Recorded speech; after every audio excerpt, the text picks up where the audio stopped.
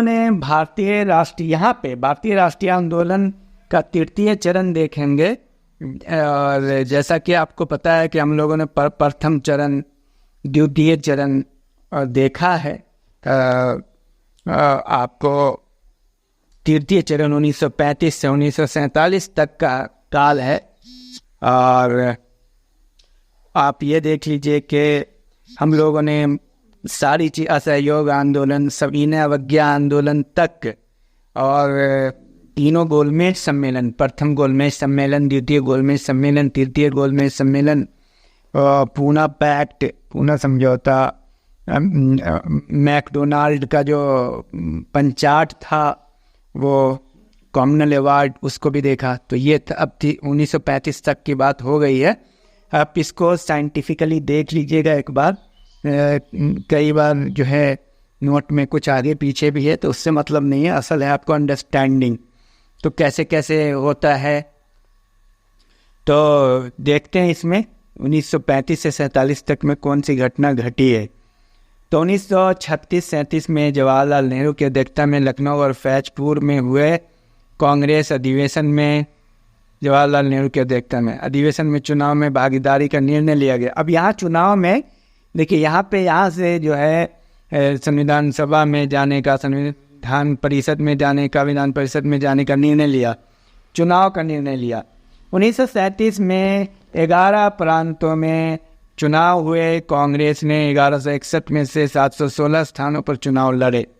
कांग्रेस ने 5 प्रांतों, मद्रास, संयुक्त प्रांत, मध्य प्रांत, बिहार, उड़ीसा में पूर्ण बहुमत प्राप्त की। ये बहुत महत्वपूर्ण है आपके लिए।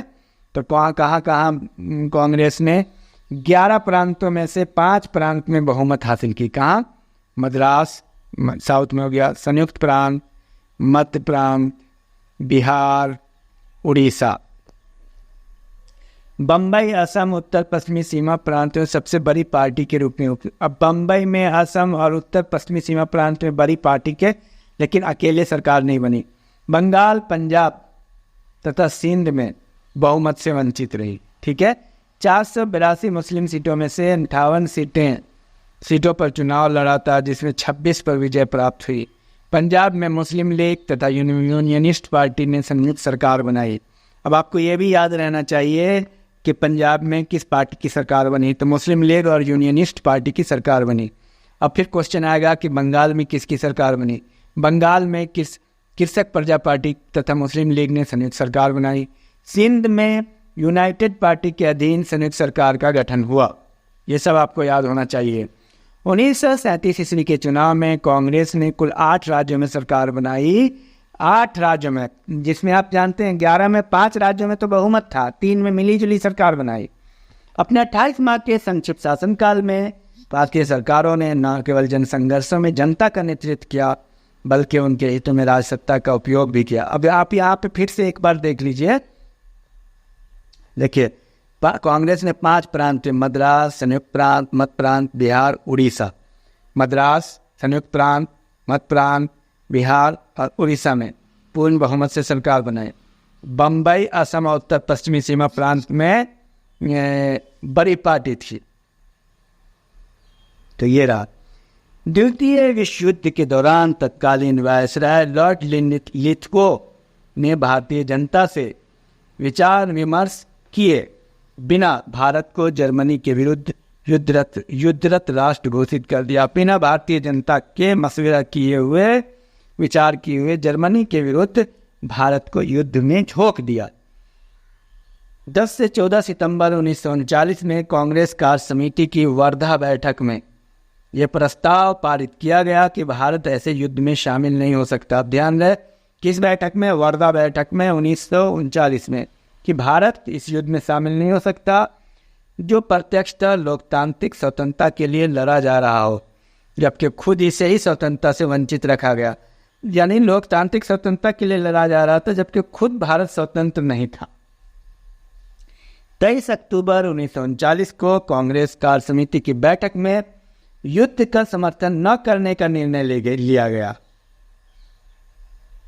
कांग्रेस की प्रांतीय सरकारों को त्यागपत्र देने का आदेश दिया गया। तो ये था मामला कि अंग्रेजी सरकार लिथगो ने बिना विचार विमर्श किए हुए युद्ध राष्ट्र घोषित कर दिया। लॉर्ड लिन्लिथगो ने युद्ध में कांग्रेस का सहयोग पाने के लिए 8 अगस्त 1940 को अगस्त प्रस्ताव रखा। इसको अगस्त प्रस्ताव कहते हैं। 8 अगस्त 1940 लिन्लिथगो के द्वारा रखा गया था, ध्यान रहे। ये सारे क्वेश्चन आते हैं उलट पुलट के। अगस्त प्रस्ताव में युद्ध के बाद प्रतिनिधिमूलक संविधान निर्मात्री संस्था का गठन, वर्तमान वायसराय की कार्यकारिणी की संख्या में वृद्धि, एक युद्ध सलाहकार परिषद का गठन, अल्पसंख्यकों को बिना विश्वास में लिए किसी संवैधानिक परिवर्तन लागू नहीं किया जाना, मतलब फालतू का बकवास गिरी किया बस। साथ ही भारत के डोमिनियन स्टेट मुख्य लक्ष्य घोषित किया गया, डोमिनियन स्टेट। कांग्रेस ने इन प्रस्ताव को अस्वीकार कर दिया। सर्वोदय शब्द का सर्वप्रथम प्रयोग महात्मा गांधी ने किया था। इसके अंतर्गत समुदाय का सर्वांगीण विकास अहिंसा पर आधारित कार्यक्रमों में अंतर्गत जाना था।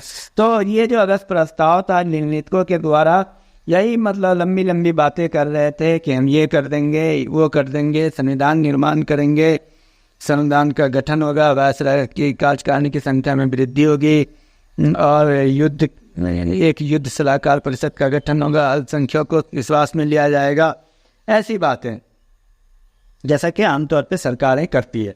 17 अक्टूबर 1940 को व्यक्तिगत सत्याग्रह प्रारंभ हुआ तथा विनोबा भावे पहले और जवाहरलाल नेहरू दूसरे सत्याग्रही बने।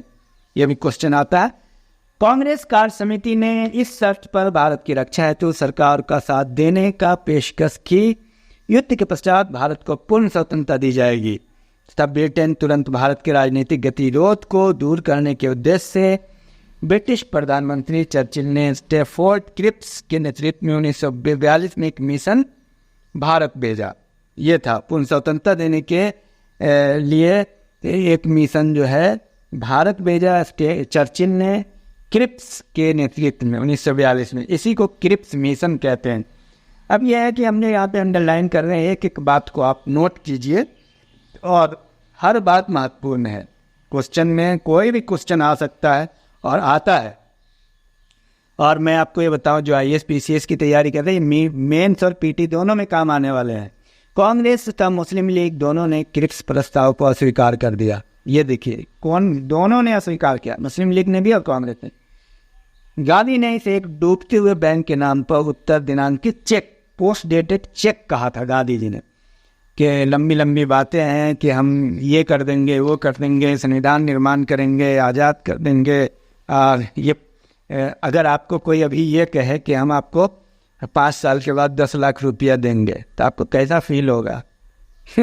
5 साल तो वही चीज़ है, 10 साल बाद क्या होगा?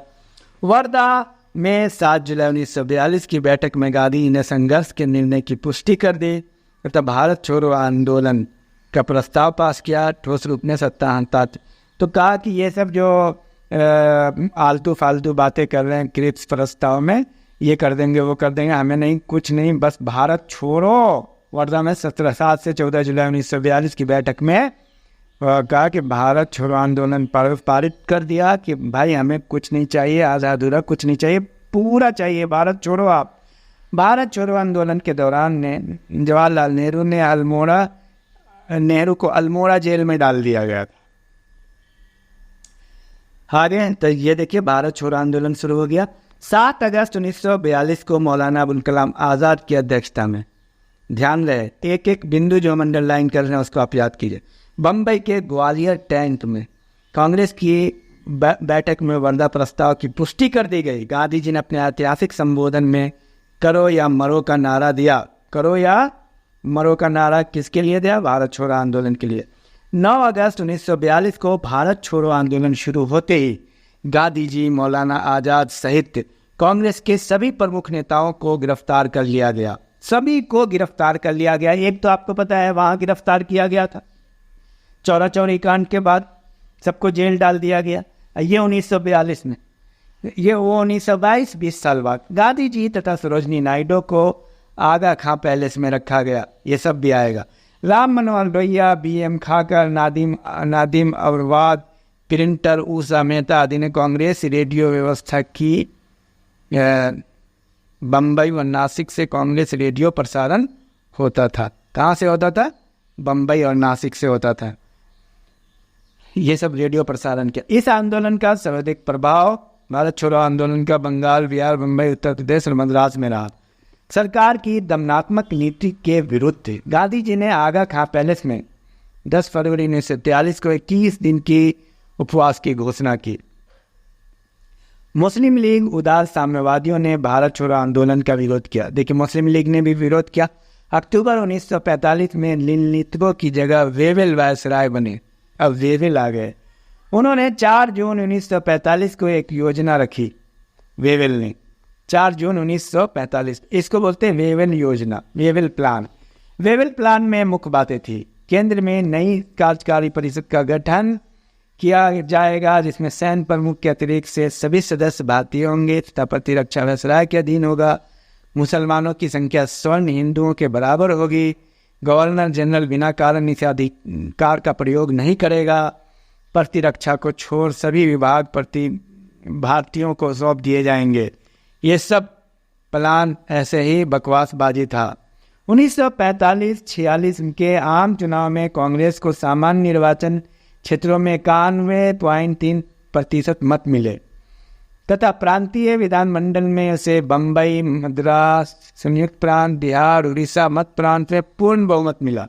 उत्तर पश्चिमी सीमा प्रांत में कांग्रेस ने 30 सीटें जीती, जिनमें 19 मुस्लिम सीट भी थी। केंद्रीय विधायिका में कांग्रेस को 57 सीटें मिली। प्रांतों में कांग्रेस को 1937 के चुनाव में 714 सीटें मिली थी। 1945-46 में 923 सीटें मिली। मुस्लिम लीग ने केंद्रीय विधानसभा में सभी मुस्लिम सीटें जीत ली। बंगाल तथा सिंध में लीग को पूर्ण बहुमत मिला। बंगाल और सिंध में। उत्तर पश्चिमी प्रांत में लीग को केवल 17 सीटें मिली। बंगाल में और सिंध में पूरा मिला। पंजाब में लीग सबसे बड़े दल के रूप में उभरे, किंतु हिंदू, सिख तथा यूनियनिस्ट दलों ने मिलकर साझा सरकार बनाई। तो ये सारे पॉइंट को आपको लिखना है एक-एक करके और समझना है। बार बार 2-3 बार सुनिएगा तो समझ जाइएगा। 18 फरवरी 1946 को रॉयल इंडियन नेवी के सिग्नल प्रशिक्षण संस्थान HMIS तलवार के गैर कमीशन अधिकारियों सैनिक, जिन्हें रेटिग्स कहा जाता था, ने नस्लीय भेदभाव तथा खराब भोजन के प्रतिवाद में हड़ताल कर दी। विद्रोहियों के दमन के लिए सरकार ने एडमिरल गॉडफ्रे को भेजा। सरकार के इस रुख को देखते हुए वल्लभ भाई पटेल तथा जिन्ना ने रेटिग्स का आत्मसमर्पण करने के लिए कहा। रेटिंग्स को फरवरी 1946 में ब्रिटिश प्रधानमंत्री क्लेमेंट एटली ने भारत में एक 3 सदस्यीय उच्च स्तरीय शिष्टमंडल भेजने की घोषणा की। इनका कार्य भारत को शांतिपूर्ण सत्ता हस्तांतरण के लिए उपायों की संभावना तलाशना था। ये बहुत महत्वपूर्ण है। एटली, ठीक है। 29 मार्च 1946 को कैबिनेट मिशन भारत आया। सर पैट्रिक लॉरेंस को इसका अध्यक्ष बनाया गया। इसके अन्य सदस्य थे स्टेफोर्ड क्रिप्स और एवी अलेक्जेंडर। सभी आते हैं ये प्रश्न। कैबिनेट मिशन योजना के अनुसार प्रांतों को पृथक पृथक कार्यपालिका और विधायिका के साथ ग्रुप बनाने का अधिकार दिया गया तथा प्रत्येक ग्रुप को अपने अधीन विषयों के निर्णय का अधिकार दिया गया। प्रांतों को 3 श्रेणियों समूह को मद्रास, बम्बई, मध्य प्रांत, संयुक्त प्रांत, बिहार, उड़ीसा। समूह ख पंजाब, उत्तर प्रदेश, सीमा प्रांत एवं सिंध। समूह ग बंगाल एवं असम में बांटा गया। ध्यान रहे 3 हिस्सों में बांटा गया, क, ख और ग में। कैबिनेट मिशन ने पाकिस्तान की मांग को अस्वीकार कर दिया। मिशन के अनुसार ब्रिटिश भारत तथा भारतीय राजाओं को मिलकर भारतीय संघ का निर्माण किया जाएगा, जिसके पास विदेश, रक्षा और संचार विभाग होंगे। मिशन के अनुसार संविधान के निर्माण के लिए प्रत्येक 10 लाख लोगों के लिए एक प्रतिनिधि को चुना जाना था। यह बहुत महत्वपूर्ण है। 10 लाख में एक प्रतिनिधि, जो केंद्रीय सभा के लिए संविधान सभा का एक सदस्य होता था। 6 जून 1946 को लीग तथा 24 जून 1946 को कांग्रेस ने इसे स्वीकृत कर लिया, किंतु अब लीग और कांग्रेस दोनों ने, लेकिन तो 29 जुलाई 1946 को लीग ने अपनी स्वीकृति वापस ले ली, तब पाकिस्तान के लिए सीधी कार्रवाई शुरू की। चूंकि पाकिस्तान को स्वीकार कर दिया था, इसलिए मुस्लिम लीग खफा था। तो अब देखिए यहाँ पे सीधी कार्रवाई हो रही है, पाकिस्तान की मांग हो रही है। 6 अगस्त 1946 को जवाहरलाल नेहरू को अंतिम सरकार बनाने के लिए आमंत्रित किया गया। अंतिम सरकार जिन्ना द्वारा इनकार करने के बाद 2 सितंबर को 12 सदस्यीय अंतिम सरकार का गठन किया गया। बाद में लॉर्ड वेवेल के प्रयासों से मुस्लिम लीग सरकार में शामिल हुई। बाद में, ठीक है, लीग के सरकार में शामिल होने के बाद मंत्रिमंडल के सदस्य और उनके विभाग निम्न थे: जवाहरलाल नेहरू कार्यपालिका के उपाध्यक्ष तथा विदेश राष्ट्रमंडल वल्लभ भाई पटेल, गृह सूचना एवं प्रसारण, बलदेव रक्षा, लियाकत अली खां वित्त, जॉन मथाई उद्योग एवं आपूर्ति, गजनफर अली खां स्वास्थ्य, राजेंद्र प्रसाद खाद्य एवं कृषि, जोगेंद्र नाथ मंडल कानून, CH बाबा निर्माण, खाद्य विद्युत, जगजीवन राम शर्म, TT चुंदेरीगर वाणिज्य, अब्दुल रहमान नश्तर संचार, आसफ अली रेलवे, राजगोपाल आचार्य शिक्षा। और 20 फरवरी को ब्रिटिश मंत्रिमंडल 20 फरवरी को 1947 को ब्रिटिश प्रधानमंत्री एटली ने हाउस ऑफ कॉमन्स में बयान दिया कि जून 1948 तक भारतीयों को सत्ता सौंपकर अंग्रेज भारत छोड़ देंगे। तो ये रहा। तो कुल मिलाकर क्या था कि देखिए, साइमन कमीशन आया, साइमन कमीशन के तहत संविधान सभा का निर्माण हुआ, 10 लाख में 1 मेंबर संविधान सभा के लिए चुने गए। साइमन कमीशन को बाद में जो है ना स्वीकार कर दिया मुस्लिम लीग, क्योंकि उसमें अलग पृथक पाकिस्तान राज्य निर्माण का अधिकार नहीं था, इसलिए इन्होंने विरोध कर दिया। बाद में शामिल हुए, मतलब ये सब चलता रहा, फिर अलग कर दिया। तो इस तरह से कुल मिला के काफ़ी छेड़छाड़ और ये घटनाएं हैं। तो इससे आपको क्या है, आपको याद करना है। उसके बाद आइए, 3 जून को माउंटबेटन ने भारत के विभाजन के साथ सत्ता हस्तांतरण की योजना प्रस्तुत की। 3 जून योजना भी कहते हैं, जिसके अंतर्गत 15 अगस्त 1947 के भारत मध्य में दो अधिराज्यों की स्थापना हो जाएगी। साथ ही सिंध, उत्तर पूर्वी सीमा प्रांत, पश्चिमी पंजाब, पूर्वी बंगाल, बलूचिस्तान और असम के सिलहट जिले को छोड़कर सभी प्रांत भारत में शामिल होने थे। तो दो राष्ट्र बन गया उस समय, पाकिस्तान और इंडिया। भारतीय राजाओं को भारत या पाकिस्तान में शामिल होने की इजाज़त दी गई, उन्हें स्वतंत्र रहने का विकल्प नहीं दिया गया। कहा गया कि भाई या तो तुम भारत में शामिल हो जाओ या पाकिस्तान में। उत्तर पश्चिमी सीमा प्रांत तथा असम के सिलहट जिले में जनमत संग्रह के द्वारा पता लगाना था कि वो किसके साथ रहना चाहता है। सिलहट माउंटबेटन योजना के आधार पर 4 जुलाई 1947 को ब्रिटिश संसद ने भारतीय स्वतंत्रता विधेयक प्रस्तुत किया। ध्यान रहे, 15 जुलाई को यह बिना किसी संशोधन के हाउस ऑफ कॉमन्स द्वारा पास हो गया। 16 जुलाई 1947 को ब्रिटिश सम्राट ने इस पर हस्ताक्षर किया। 16 जुलाई को हस्ताक्षर, 4 जुलाई 1947 को पारित। इस अधिनियम द्वारा 14 अगस्त को पाकिस्तान तथा 15 अगस्त को भारत स्वतंत्र हो गया। जिन्ना पाकिस्तान के गवर्नर जनरल तथा लियाकत अली प्रधानमंत्री बने। भारत में Lord Mountbatten governor general, Jawaharlal Nehru प्रधानमंत्री बने। ये रहा कुल मिलाकर के।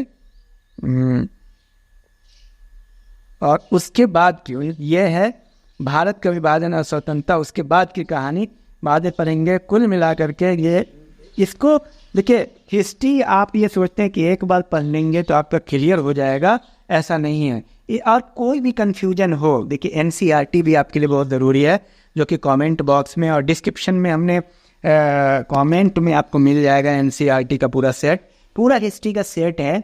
तो बिना NCERT के पढ़े हुए, बिना हिस्ट्री के पूरे संपूर्णता में पढ़े हुए, आपको बहुत अच्छे से इसको कम से कम आपको 10 बार समझना पड़ेगा। एक बार में पढ़ के कुछ भी नहीं होता है। तो पूरे कोर्स को आप कंप्लीट कीजिए। आप जिस चीज़ की भी तैयारी कर रहे हैं, चाहे वो IAS हो, PCS हो, army, police, group C, SSC, TT, हाँ IAS PCS के विद्यार्थियों के लिए NCERT का पढ़ना ज़रूरी। बाकी जो group C, army, police, forest guard, SSC के लिए ये कोर्स काफ़ी है। Thank you, all the best. इसको ज़्यादा से ज़्यादा विद्यार्थियों को भी शेयर कीजिए।